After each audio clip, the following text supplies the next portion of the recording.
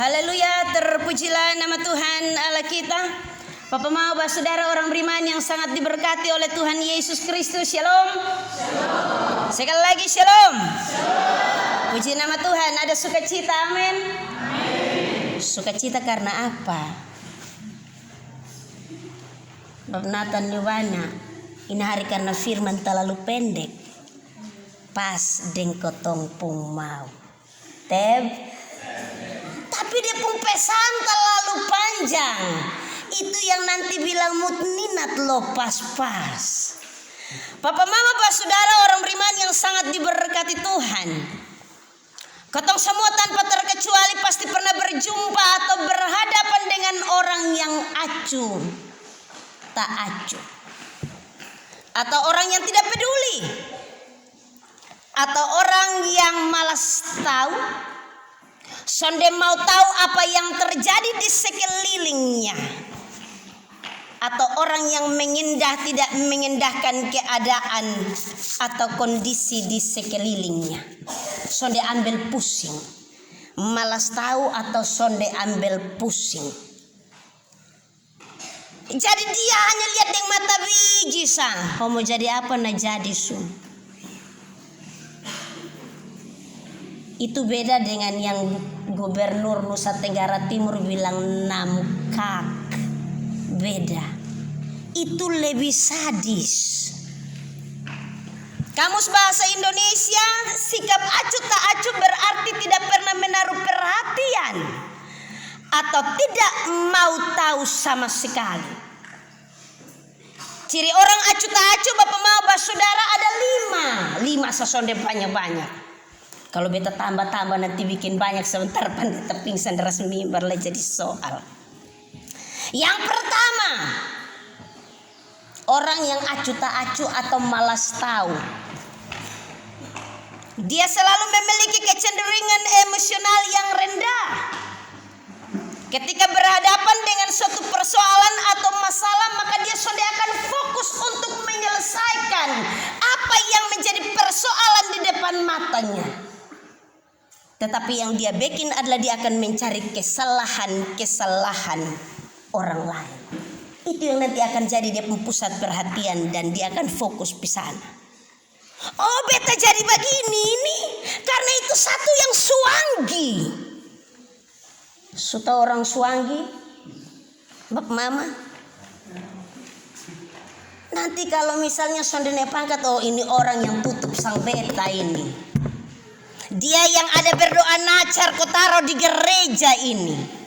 Yang kau cari adalah orang pun salah. Bahwa segala sesuatu yang terjadi dalam kotong pun hidup itu karena orang lain. Dan dia sudah akan mau tahu untuk cari solusi untuk menyelesaikan itu persoalan. Itu ciri-ciri orang acuh tak acuh yang pertama. Kalau kau mau omong kasar, cara pikir orang setengah pintar, setengah bodoh.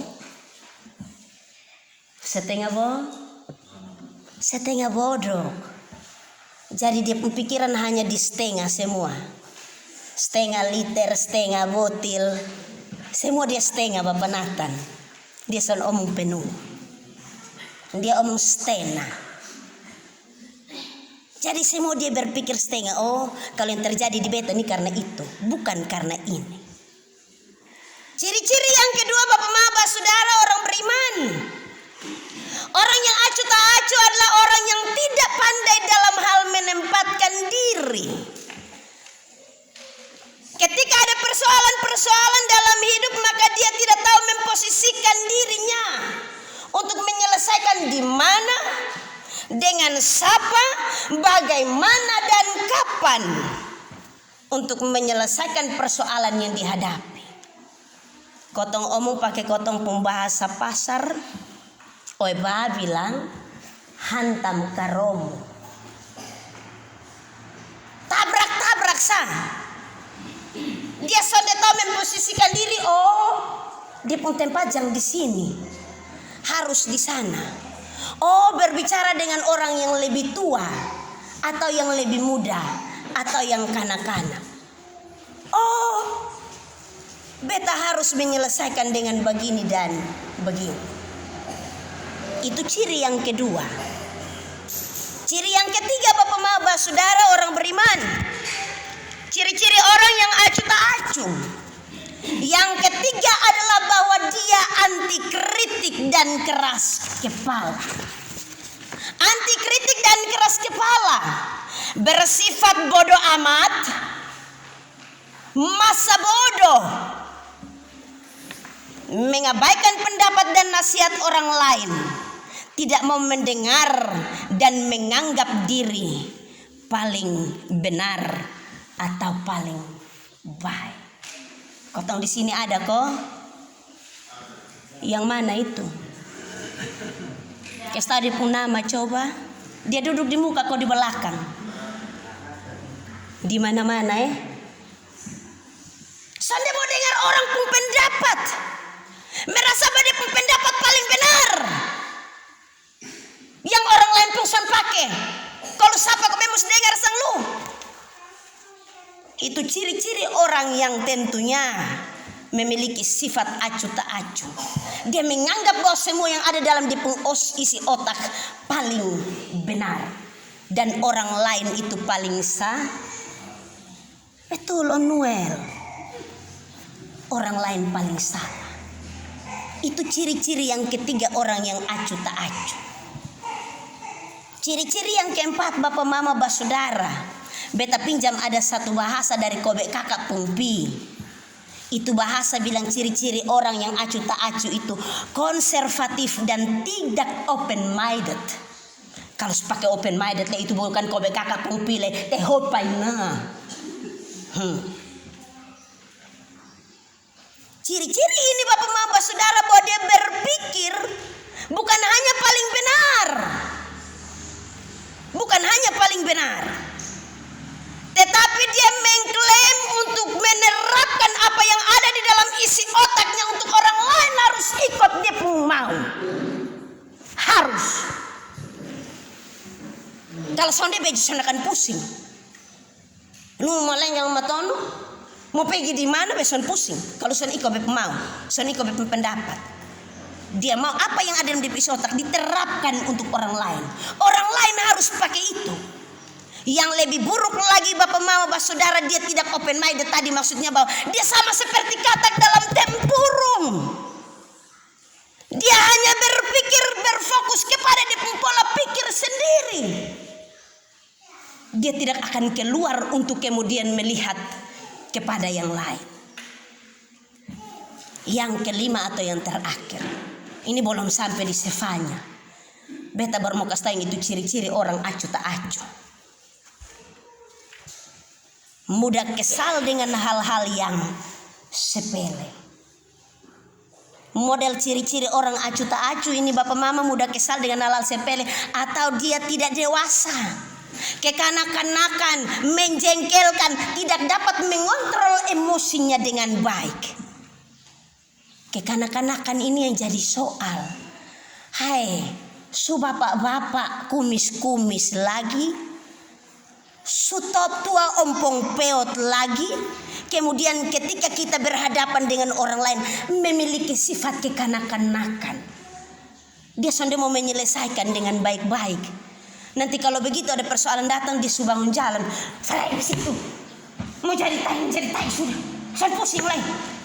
Kau lu kenapa juga? Ada di sini. Oh, Mak Rin bilang ada. Itu tuh di mama-mama. Bapak Mama Basudara orang beriman yang sangat diberkati Tuhan. Tentunya bahwa umat pilihan Allah Yehuda sementara ada dalam kondisi yang demikian. Sementara ada dalam keadaan yang demikian. Mereka menjadi suatu bangsa yang acuh tak acuh terhadap setiap seruan pertobatan yang disampaikan oleh para nabi. Para nabi ini belum sampai di Sefanya. Bukan Sefanya Neonani. Sefanya yang nabi itu. Sefanya ini seorang nabi muda, tetapi dia juga tentunya datang dari keluarga terpandang. Artinya bahwa kalau mau omong dia ada segala sesuatu. Tetapi dia dipilih Tuhan untuk menyerukan pertobatan kepada Yehuda. Karena umat Tuhan ada dalam kondisi yang sedemikian. Allah mengutus Sefanya untuk memberitakan pesan yang jelas kepada umat Yehuda dan juga kepada para pemimpin-pemimpinnya. Karena itu Sefanya tampil dengan seruan pertobatan. Ada dua pesan penting yang disampaikan oleh Sefanya. Yang pertama, Bapak Saudara, Sefanya memberitahukan bahwa hari Tuhan segera tiba. Hari Tuhan segera tiba. Kalau kau ngomong hari Tuhan, ada banyak orang bilang hari Tuhan masih terlalu panjang, belum dipung waktu, ini sudah 2022. Ingat firman Tuhan bilang bahwa hari itu datang seperti pencuri. Tidak ada seorang pun yang tahu. Anak juga tidak tahu terkecuali. Siapa Bapak PJ? Terkecuali Bapa yang tahu. Hari itu datang seperti pencuri. Hari itu datang dengan tiba-tiba. Karena itu Sefanya menyerukan kepada Yehuda bahwa hari Tuhan segera tiba. Sefanya memberitahukan bahwa ketika hari Tuhan tiba, Tuhan akan menghukum semua orang yang tidak taat kepadanya, termasuk juga Yehuda dan bangsa-bangsa lain. Ini Sefanya suka kasih tahu yang demikian. Sefanya menggambarkan bagaimana rakyat dan pemimpin tidak lagi taat kepada Tuhan, padahal sudah dekat hari Tuhan. Kalau kau mau lihat kau pun hidup sekarang Bapak Mama, kau ada dalam kondisi yang demikian. Pemimpin-pemimpin saja juga sudah tidak taat kepada Tuhan, apalagi depung rakyat. Pemimpin-pemimpin melakukan apa yang jahat di mata Tuhan, apalagi depung rakyat. Siapa mau adili siapa? Itu jadi soal. Siapa mau hakimi siapa? Siapa mau perbaiki siapa? Sefanya melihat ini jauh sebelumnya dalam kehidupan Yehuda. Karena itu dia menyerukan pertobatan. Sefanya melihat bahwa banyak orang menjadi penyembah berhala. Ini terjadi di daerah modern masa kini. Bapak Mama, orang sulit pegang Alkitab kecuali pegang Android. Dia tidak sensono. Begitu bangun dia bukan cari di Alkitab. Ini hari kau baca sampai kitab apa Yang dia dahulukan adalah Mai tua sucet ko belome. Dia pun pesan apa Berita terhangat ini hari apa TikTok yang terbaru apa Yang dia tidur di pemimpi itu. Di dalam gereja saja juga orang akan sibuk. Kita kira dia baca Alkitab elektronik, padahal bukan. Lihat konten-konten menarik. Penyembahan berhala. Begitu dia bangun dulu itu dia cari dia pembini. Begitu bangun jam 5, Ma, sekarang sonde. Mak, bepu HP taruh di mana? Lu ambil kok ada CCTV apa? Itu yang nanti mak bilang curiga kok. Ada banyak penyembahan berhala. Penampilan orang merasa bahwa itu lebih penting.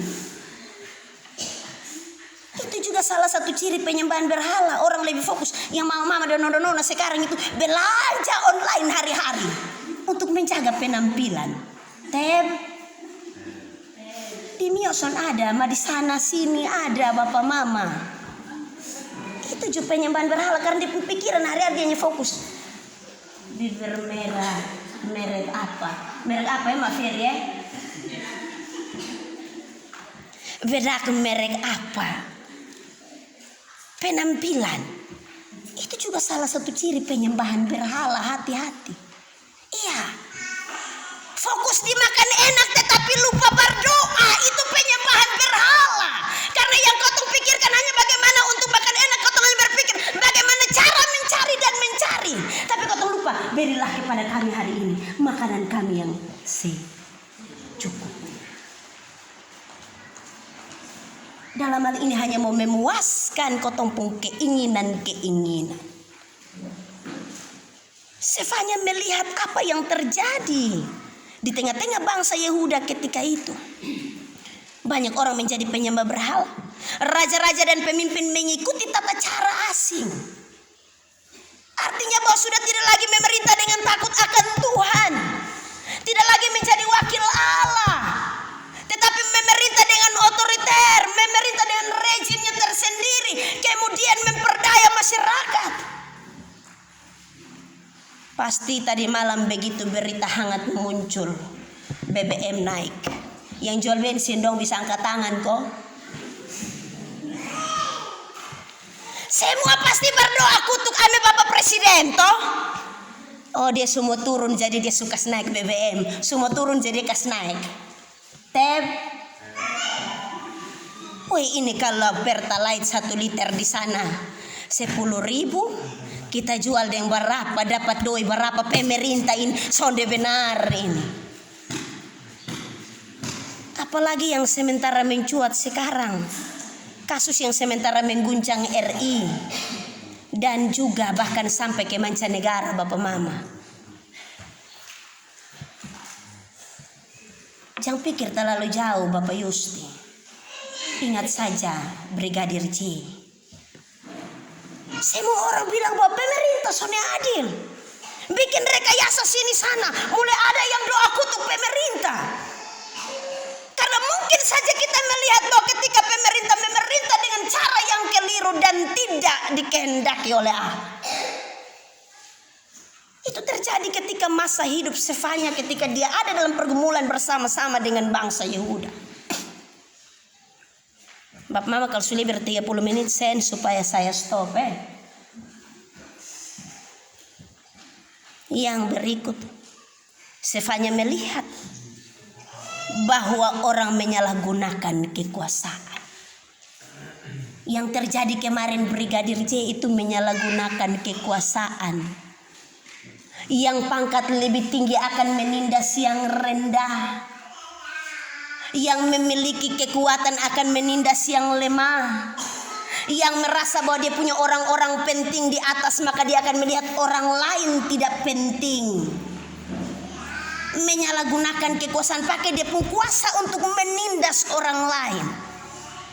Itu terjadi dalam kehidupan bangsa Yehuda. Bahkan muncul nabi-nabi palsu yang mengkhawatirkan umat Tuhan. Karena apa? Mereka datang dengan pengajaran-pengajaran sesat di tengah-tengah umat Tuhan. Para imam menajiskan bait Allah dan memutarbalikkan hukum Taurat. Hati-hati Bapak Mama. Kotong dalam gereja, tapi terkadang juga bahwa pemberitaan tidak selaras dengan kotong pun hidup tiap-tiap hari. Ini beta pendeta yang omong. Bahkan terjadi di mana-mana.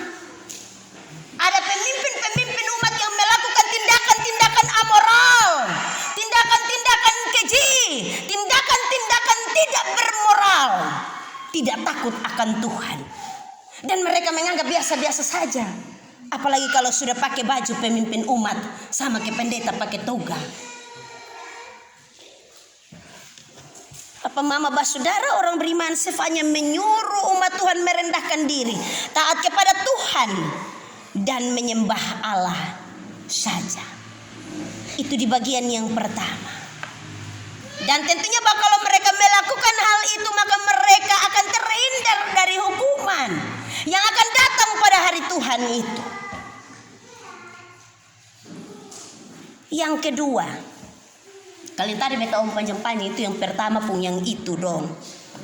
Sekarang yang kedua, Sefanya memberitahukan bahwa Tuhan juga ingin membentuk umat baru yang akan hidup benar, hidup bersukacita dalam perayaan keagamaan mereka. Maka Tuhan akan memberi kemenangan dan juga memulihkan mereka dengan kasih-Nya serta membawa mereka pulang ke Yehuda.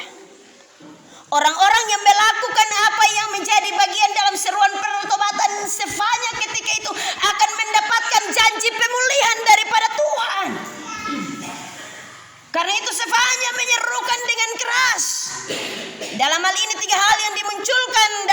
Sefanya, dia berbicara tentang penghukuman bagi Yehuda. Tetapi juga penghukuman itu berlaku bagi semua orang.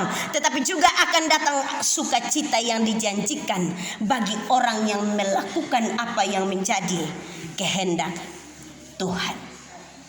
Bapak Maba, saudara orang beriman yang sangat diberkati oleh Tuhan Yesus Kristus. Pesan Sefanya inilah yang dilakukan oleh Raja Yosia ketika dia melakukan reformasi keagamaan di Yerusalem. Yosua sebagai melihat bahwa dewa asing harus disingkirkan dan umat didorong untuk hidup sesuai dengan hukum Taurat. Kalau kita beda, pendeta omong dari atas mimbar ini tahu bilang, Tuhan bilang jangan. Begitu kita keluar dari pintu gereja yang kotong pikiran itu kata jangan itu tadi hanya di dalam gereja tem. So di luar pintu gereja itu kata jangan sonde ada. Walaupun bilang jangan KP kupon putih. Ini majelis dong ini semua barmen kupon putih atau ada yang sonde? Oh syukur ada yang sonde. Sekarang kupon putih tutup. Karena dia pun bos sususan jadi doi lain. Nanti habis itu dong tangkap sampai dan dia pun antek-antek. Dong kalau dia pun kepala dong su tangkap apalagi dia pun ekor. Hati-hati Bapak PJ. Stop jadi guru matematika sudah.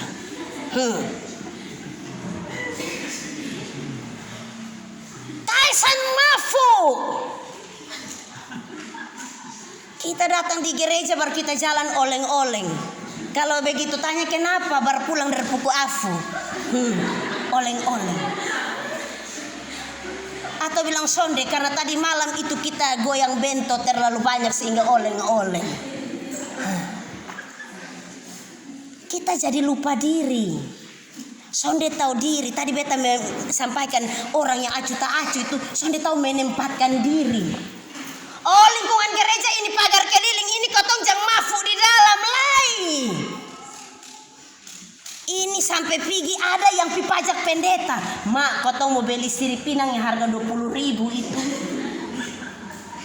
Pendeta juga tahu sirip pinang itu dapat yang pinang 5.000 sirip 5.000. Sonde sampai 20.000. Dong pasang target memang kasih pendeta sirip pinang yang harga 20.000 itu. Jangan. Itu kata jangan itu harus terngiang dari dalam gereja keluar sampai pintu gereja, bahkan sampai di luar sana. Ini sonde. Dong bilang itu tadi mamtuanya omong di atas mimbar sah. Kalau sudah di luar mimbar mamtua son omong lain. Ada banyak hal jangan. Tetapi tentunya bahwa terkadang ketika kotong pulang, kotong mau sonde mau singkirkan hal-hal yang demikian. Kotong menjadi orang yang acu tak acu masa bodoh. Sonde mau untuk melakukan apa yang diserukan. Akhirnya kotong pun hidup sama seperti Meriam Belina. Mulanya biasa saja. Akhirnya biasa-biasa. Demikian. Kalau su bilang jangan, oh sudah titik batu sudah. Jangan titik batu ini hari kemudian besok bikin lain. Ada satu orang dia begitu terima gaji sudah ada di Mio. Tetapi kemudian setelah diterima gaji habis Bapak Mama dia ambil sebagian kecil. Dia pulang-pulang kok sembahyang dan bini di rumah yang dia pun gaji 1 bulan itu. Dia ambil sebagian kecil kemudian dia pimafu. Di pasarin Presoe. Begitu dia pulang Bapak Mama sampai di rumah tanpa dia sadari bahwa dia pun gaji 4 juta sudah ada di saku lain. Dia bilang aduh ini tadi beta minum dendong ini yang dia kok beta pun uang sulewat ini. Mau kasih salah siapa? Son ada yang tahu. Dia titik batu dia bilang begini tunggu dulu kok 3 atau 4 tahun dulu baru beta minum lain. Itu ciri orang munafik. Kalau bertobat. Jangan coba-coba Tuhan omong bertobat. Karena Tuhan Allah tidak pantas untuk dicobai. Kalau ambil komitmen dengan Tuhan maka bertobat. komitmenlah dengan keputusanmu untuk bertobat. Kalau hanya keputusan untuk sebentar menyenangkan hati Tuhan, kemudian begitu balik belakang bikin lagi, maka jangan sekali-kali. Karena tentunya apa yang disampaikan Sefanya ke Yehuda, penghukuman itu lambat atau cepat pasti akan datang. Pasti akan datang. Penghukuman Tuhan akan datang kepada siapa saja. Mungkin hari ini kita belum merasakan atau kita bilang pasti tidak akan terjadi. Tetapi kalau waktu Tuhan sudah datang, maka minta maaf sah. Lu mau pakai segala macam cara sonde mampan. Pak Mama Basudara orang beriman yang sangat diberkati Tuhan. Karena itu kepada umat Sefanya menyerukan dengan keras sebagai ajakannya untuk bertobat. Dan ajakan ini sangat unik dalam kitab Yesaya Bapak Mama Saudara. Kenapa sehingga saya menyampaikan yang demikian? Pesan seruan ini hanya diserukan kepada orang-orang yang rendah hati. Yang mau menerima dengan rendah hati, tidak menerima dengan kecongkakan dan keangkuhannya. Karena terkadang bahwa kita terlalu sombong di dalam pandangan mata Tuhan. Kok Tuhan alasan mungkin hukum beta majelis jemaat, penanggung jawab, sekretaris, bendahara, ketua panitia pembangunan, pokoknya semua yang kepala itu beta, jadi dia sonakan bikin apa-apa. Jangan sombong dengan Tuhan. Beta rajin berdoa tiap hari, dia sampai mungkin menghukum. Jangan sombong dengan Tuhan. Ingat benar bahwa dia hanya datang kepada orang-orang yang rendah hati.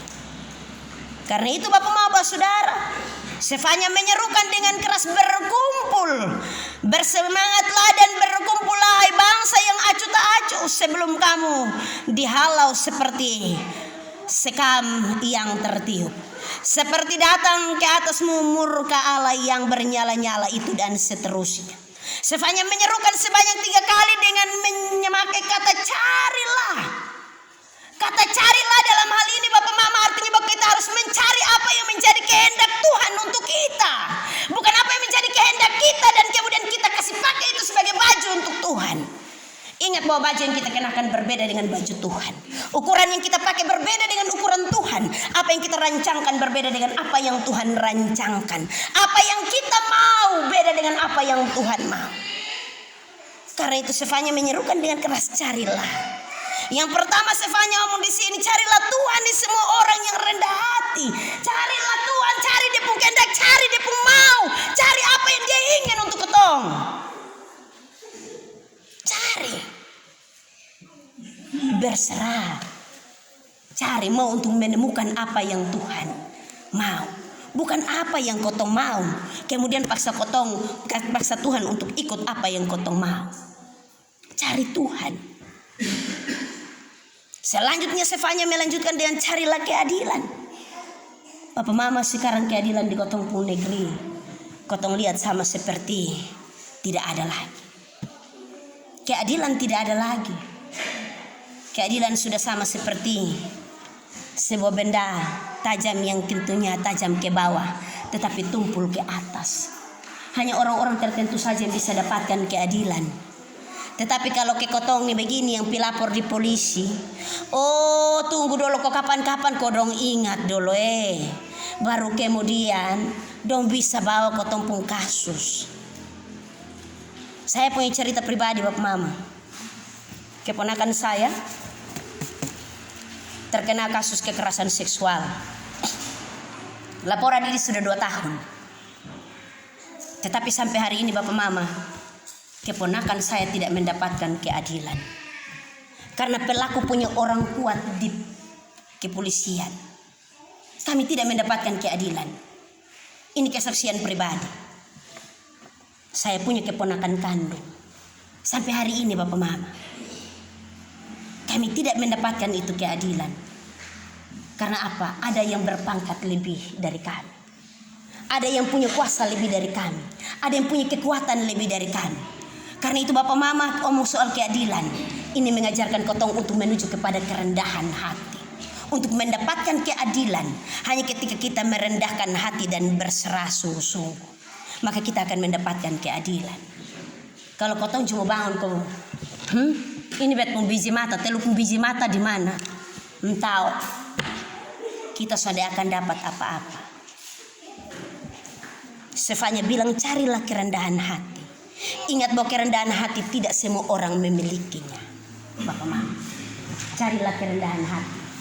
Kerendahan hati itu juga yang ketika basen begini itu bilang jam. Carilah kerendahan hati. Kerendahan hati sangat sulit untuk ditemukan Bapak Mama. Dan kerendahan hati itu hanya ada dalam orang-orang yang takut akan Tuhan. Kerendahan hati itu ketika ditunjuk biji matanya pun dia tidak akan melawan. Ketika dibuat seperti apapun dia tidak akan mengangkat kepalanya. Bukan berarti bahwa dia kalah, tetapi betapa kita menunjukkan bahwa kasih kemurahan Tuhan ada dalam diri kita. Kerendahan hati itu bukan bangun dan kemudian kau tombak pukul, bakura, tetapi kerendahan hati kita menunjukkan betapa kasih Tuhan ada dalam diri kita. Bapak Mama, saudara orang beriman yang sangat diberkati oleh Tuhan Yesus Kristus, kerendahan hati itu yang akan membawa orang-orang untuk mencari Tuhan. Firman Tuhan tadi dalam bagian kitab Yesaya pasal yang ke-55 ayat yang ke-6 dan hingga ayat yang ke-7 yang menjadi bagian dalam nats pembimbing bagi kita hari ini Bapak Mama. Disampaikan bahwa carilah Tuhan, maka selama ia berkenan ditemui. Berserulah kepadanya selama ia dekat. Baiklah orang fasik meninggalkan jalannya dan orang jahat meninggalkan rancangannya. Baiklah ia kembali kepada Tuhan, maka dia akan mengasihaninya. Dan kepada Allah kita sebab ia memberi pengampunan dengan limpahnya. Kerendahan hati dalam hal apapun juga, carilah Tuhan. Milikilah kehendak Tuhan dalam kehidupan kita, maka kita akan menemukan apa yang menjadi rancangan Tuhan dalam kehidupan kita. Dengarkanlah setiap seruan kebenaran yang datang bagi kita untuk kemudian hidup dan melakukannya. Yehuda tentunya mengalami pertobatan dan pemulihan karena mendengar seruan yang disampaikan oleh Sefanya. Demikian juga dengan kita.